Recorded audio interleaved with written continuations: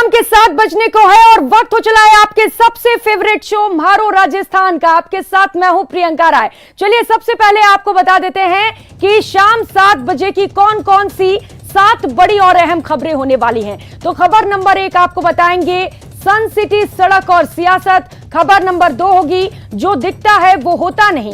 खबर नंबर 3 होगी शहर शहर बवाल। खबर नंबर 4 होगी तबादले पर तकरार। खबर नंबर 5 आपको बताएंगे घूंघट में कबड्डी कबड्डी। खबर नंबर 6 होगी no ride in elephant ride. और इसके साथ ही नजर रहेगी घर घर पधारे गजानन जी खबर पर भी। और बुलेटिन की शुरुआत करेंगे कांग्रेस के राष्ट्रीय अध्यक्ष के तौर पर सीएम अशोक गहलोत के नाम की चर्चा के बीच पूर्व डिप्टी सीएम सचिन पायलट के बयान ने प्रदेश में नई सियासी हलचल पैदा कर दी। पूर्व डिप्टी सीएम ने प्रदेश में बढ़े दलितों पर अत्याचार और छात्र संघ चुनाव में एनएसयूआई की हार पर चिंता जताते हुए साफ किया कि आलाकमान के आदेश को सभी को मानना होगा।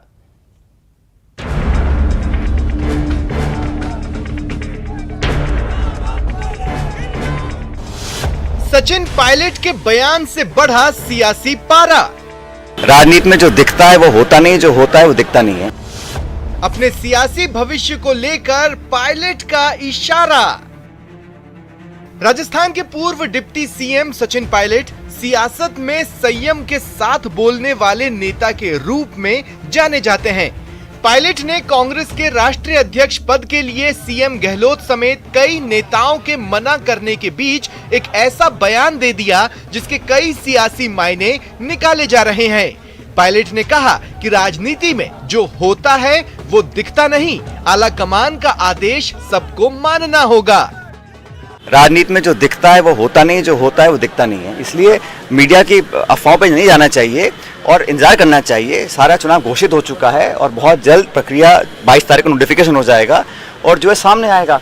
लेकिन हम सब जो पार्टी का, मैं अपने लिए बोलूँ या औरों के लिए बोलूँ, जो पार्टी का निर्देश हुआ है आज तक हम सब ने उस पार्टी को पूरी लगन से, ईमानदारी से उसकी पालना करी है। और कम से कम राजस्थान के तमाम नेता इस बात को कई बार बोल चुके हैं कि जो भी आलाकमान बोलेगा उस काम को हम लोग करेंगे। पायलट ने एनसीआरबी की उस रिपोर्ट पर भी चिंता जताई है जिसमें प्रदेश में दलितों और महिलाओं पर अत्याचार बढ़ने की बात सामने आई है। पायलट ने प्रदेश में दलितों और महिलाओं के खिलाफ बढ़ी वारदातों पर साफ किया कि राज्य में मौजूद एसएससी आयोग को संवैधानिक दर्जा दिया जाना चाहिए।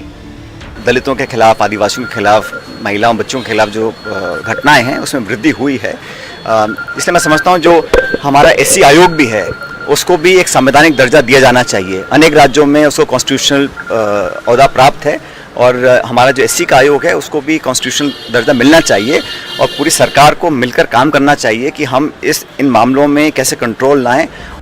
पायलट यहीं नहीं रुके, उन्होंने छात्र संघ चुनावों में एनएसयूआई की हार पर चिंता जताई। पायलट ने एनएसयूआई के प्रदर्शन पर मंथन करने की बात कहते हुए पार्टी के अंदर इसको लेकर चर्चा करने पर बल दिया। उन्होंने साफ कहा कि इसमें कहां कमी रह गई कि 14 यूनिवर्सिटी में कांग्रेस के छात्र संगठन को सफलता नहीं मिली। देखिए, चुनाव जो हुए उसमें ये बात सही है कि एनएसयूआई को बहुत सफलता नहीं मिली। इस पर भी हम लोगों को चिंता करनी चाहिए कि कहाँ कमी रही। कैंडिडेट सिलेक्शन में, प्रचार में या अपनी सरकार की कामयाबियों को, हमारे 4 साल के लगभग कार्यकाल को जनता के सामने हम कैसे लेकर गए या नहीं गए। तो नौजवान, देखो, इस प्रदेश का बहुत बड़ा हिस्सा है मतदाताओं का और देश में भी। तो नौजवानों की जो भावनाएं हैं, उनकी जो सोच है, उनकी जो उम्मीदें हैं, उनकी जो अपेक्षाएं हम लोगों से हैं, उसको हम कैसे पूरा कर पाएंगे। कांग्रेस अध्यक्ष बनने को लेकर मुख्यमंत्री अशोक गहलोत से लगातार सवाल किए जाते रहे हैं, लेकिन वो राहुल गांधी के नाम पर ही जोर देते रहे हैं। हाल के उनके बयान इशारा करते हैं कि वे राजस्थान में ही रहेंगे, लेकिन इस बीच सचिन पायलट का आलाकमान के आदेशों को लेकर आया बड़ा बयान प्रदेश में सियासी हलचल मचाने के लिए काफी माना जा रहा है। Bureau report, news 18 Rajasthan. और इस वक्त राजभवन में श्री राम कथा चल रही है जहां पर इस वक्त मुख्यमंत्री अशोक गहलोत भी मौजूद हैं। चलिए आपको सीधे लिए चलते हैं। नहीं पाया, मेरी तबीयत गड़बड़ हो गई, फिर मैं चला गया दौरे के अंदर। मैं सीधा एयरपोर्ट से सीधा उतर के सीधा मैंने कहा एक बार हाजिर लगा देता हूँ, तो मैं हाजिर हो गया हूँ।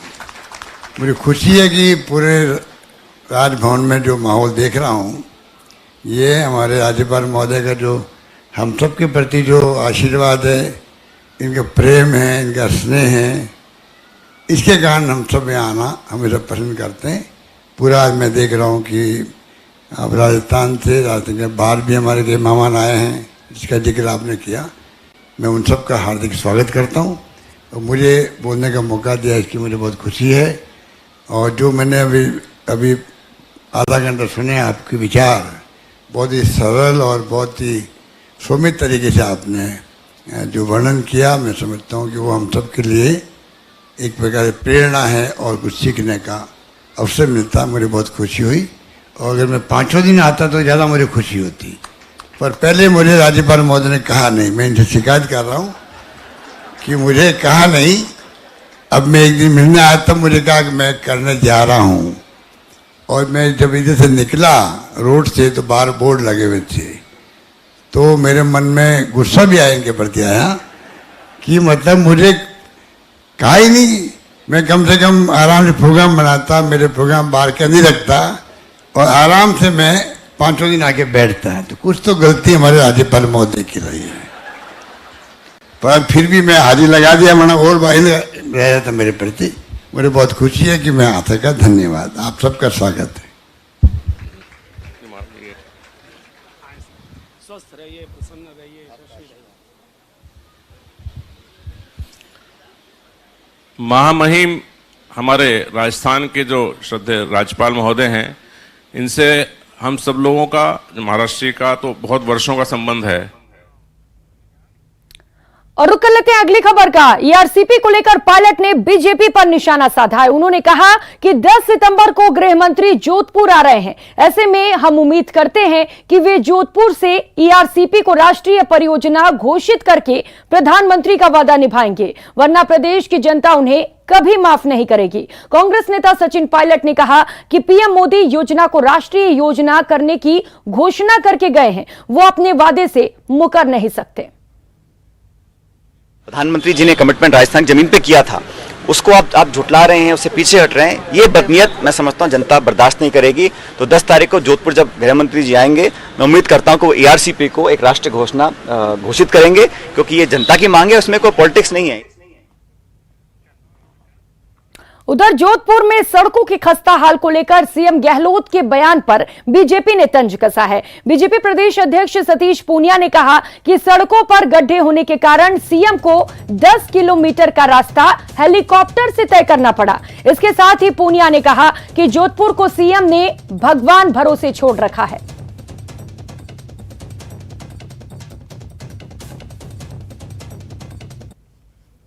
मैंने देखा उनका दौरा, जिसमें जोधपुर के अपने गृह क्षेत्र के भी 10 किलोमीटर की यात्रा उन्होंने हेलीकॉप्टर से करी। इसलिए करी थी, मुझे जानकारी में आया कि उस सड़क पर 10 किलोमीटर में इतने खड्डे थे कि मुख्यमंत्री के नटबोल्ट हिल जाते, गाड़ी के तो हिलते ही। तो इससे एक वानगी स्पष्ट हो रही है। फिर मैंने उनका वीडियो देखा, वो जोधपुर शहर में वहाँ की मेयर को मुखातिब होकर कहते हैं कि भाई ये कह रही है फंड नहीं है तो डेवलपमेंट कैसे होगा। और रुक लेते हैं इस बीच आ रही बड़ी खबर का। टोंक से इस वक्त की बड़ी खबर सामने आ रही है। बनास नदी में 2 युवकों के डूबने का मामला सामने आया है। दोनों की तलाश में रेस्क्यू ऑपरेशन जारी है। इस वक्त एसडीआरएफ सिविल डिफेंस की टीम मौके पर पहुंची हुई है और रेस्क्यू किया जा रहा है। मौके पर सदर थाना पुलिस भी मौजूद है।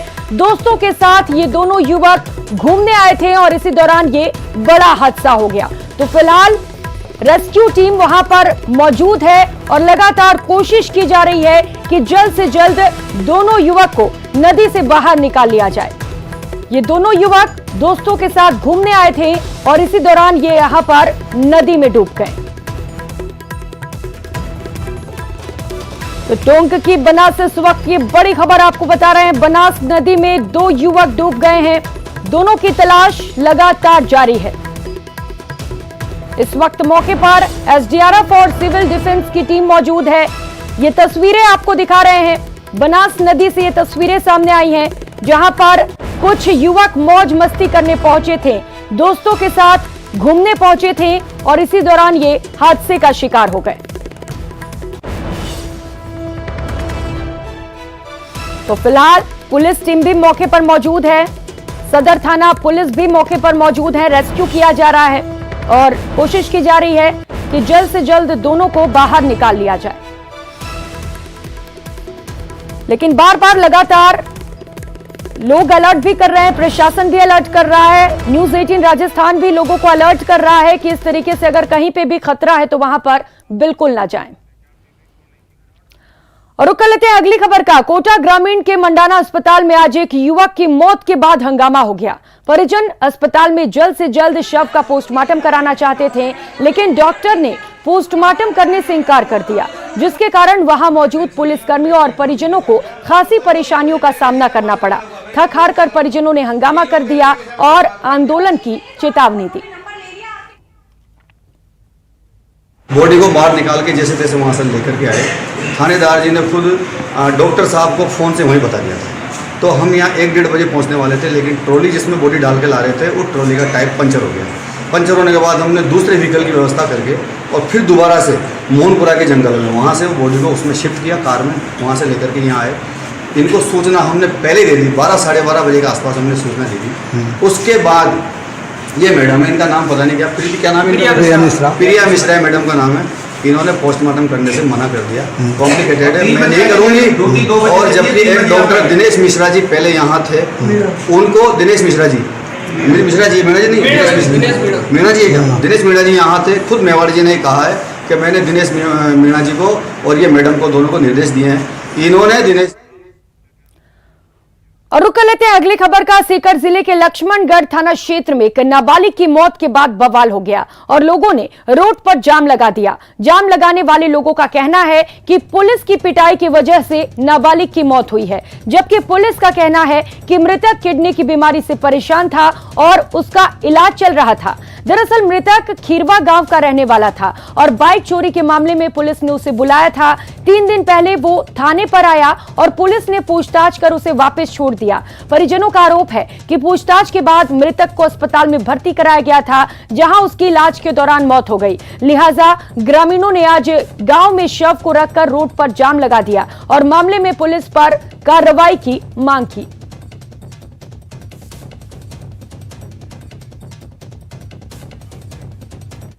और उधर झुंझुनू के पिलानी के 3 युवकों को हरियाणा के रेवाड़ी में बंधक बनाकर बेरहमी से मारपीट की गई। पुलिस ने तीनों युवकों को दिवस पर छुड़वाया था। इनमें से एक युवक की सीकर अस्पताल में इलाज के दौरान मौत हो गई। युवक की मौत से गुस्साए परिजन और ग्रामीण शव को लेकर पुलिस थाने पहुंच गए। उन्होंने हत्या का मामला दर्ज करने की मांग को लेकर प्रदर्शन किया और आश्वासन के बाद ही मामला शांत हुआ।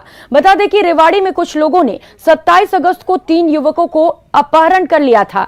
आरोपियों ने तीनों के साथ बेरहमी से मारपीट की और इनके परिचित को फोन कर 2,230,000 रुपए अपने खाते में ट्रांसफर करा लिए थे। हालांकि रिपोर्ट दर्ज कराने के बाद पुलिस ने कार्रवाई करके तीनों को मुक्त करा लिया था। रात को सुरेश सैनी की तबीयत खराब हुई। हाँ, ये गई रात सुरेश सैनी की तबीयत खराब हुई, उसको हॉस्पिटल बिरला हॉस्पिटल ले गए। यहाँ से डॉक्टर ने उसको जयपुर के लिए रेफर कर दिया, तो रास्ते में उसका मृत्यु होगी, जिसपे SK कल्याण हॉस्पिटल में उसकी बॉडी रखवाई, जिसपे घर वालों ने सूचना दी, रिपोर्ट दी, तो थाने से अधिकारी भिजवा के उसके बॉडी का पोस्टमार्टम। वहीं श्रीगंगानगर के सूरतगढ़ में नगर पालिका के कांग्रेस उपाध्यक्ष सलीम कुरैशी और भाजपा पार्षद राजीव चौहान के बीच हुई मारपीट के मामले को लेकर आज बड़ी संख्या में बीजेपी नेता और कार्यकर्ता विरोध करने के लिए नगर पालिका कार्यालय पहुंचे। लेकिन इसी दौरान नगर पालिका कार्यालय में मौजूद सफाई कर्मचारियों ने भी पालिका गेट पर नारेबाजी शुरू कर दी। मामले की गंभीरता को देखते हुए मौके पर पहले से ही पुलिस जाब्ता तैनात था। बाद में चेयरमैन कालवा के नगर पालिका पहुंचने पर भाजपा नेताओं ने वाइस चेयरमैन को सस्पेंड करने की मांग की। इस दौरान दोनों पक्षों ने जमकर एक दूसरे पर आरोप प्रत्यारोप लगाए और भाजपा कार्यकर्ताओं ने पालिका के बाहर धरना लगा दिया। ब्रेक के बाद एक बार फिर से आप सबका बहुत बहुत स्वागत है और अब बात सीएम गहलोत के जोधपुर दौरे की, जहां सर्किट हाउस में सीएम गहलोत ने जन सुनवाई की, जिसमें कई लोगों से मुलाकात की।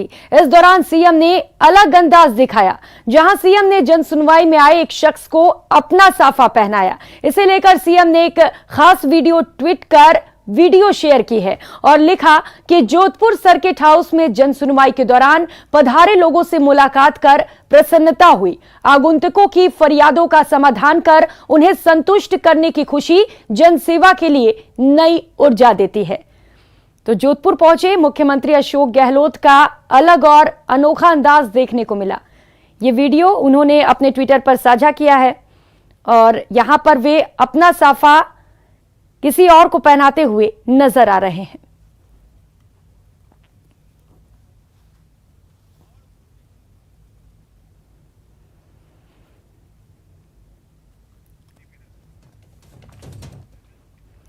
खबर उदयपुर से है। उदयपुर शहर से सटे नाई गांव स्थित राजकीय बालिका उच्च माध्यमिक विद्यालय में छात्राओं और उनके अभिभावकों ने स्कूल के गेट पर ताला जड़कर विरोध प्रदर्शन किया। दरअसल स्कूल के एक टीचर का तबादला अन्य जगह पर होने से परिजन और छात्राएं बिफर गईं। शिक्षा विभाग के फैसले से खफा छात्राओं का गुस्सा फूट पड़ा और टीचर का तबादला निरस्त करने की मांग करना शुरू कर दिया। इस मामले को लेकर छात्राओं ने कलेक्ट्रेट पहुंचकर ज्ञापन भी सौंपा है।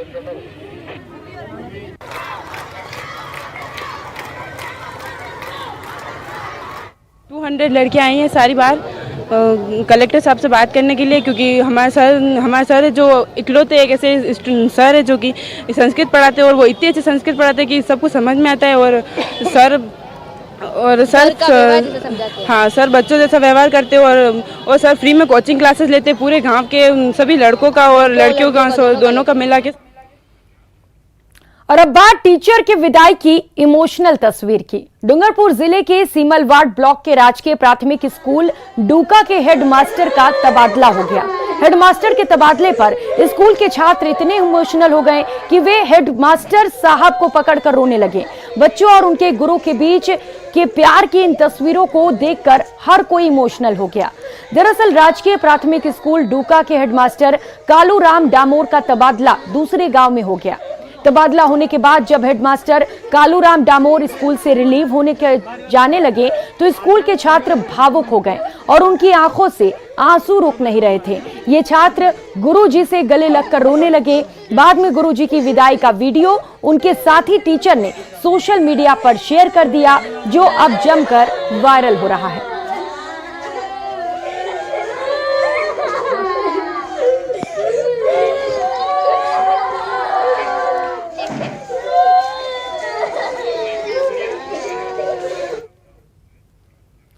और खबर जयपुर से है। जयपुर के पावटा कस्बे में फायरिंग को लेकर सांसद कर्नल राज्यवर्धन सिंह राठौड़ पावटा पहुंचे और घटना स्थल का जायजा लिया। उन्होंने पीड़ित परिवार से मिलकर घटना की जानकारी ली और पुलिस कर्मियों से मामले के जल्द खुलासे की भी अपील की। पत्रकारों से बात करते हुए सांसद राठौड़ ने कहा कि प्रदेश में अराजकता का माहौल बना हुआ है। अपराधी बेखौफ होकर आपराधिक वारदात को अंजाम दे रहे हैं और जिम्मेदार हाथ पर हाथ धरे बैठे हुए हैं।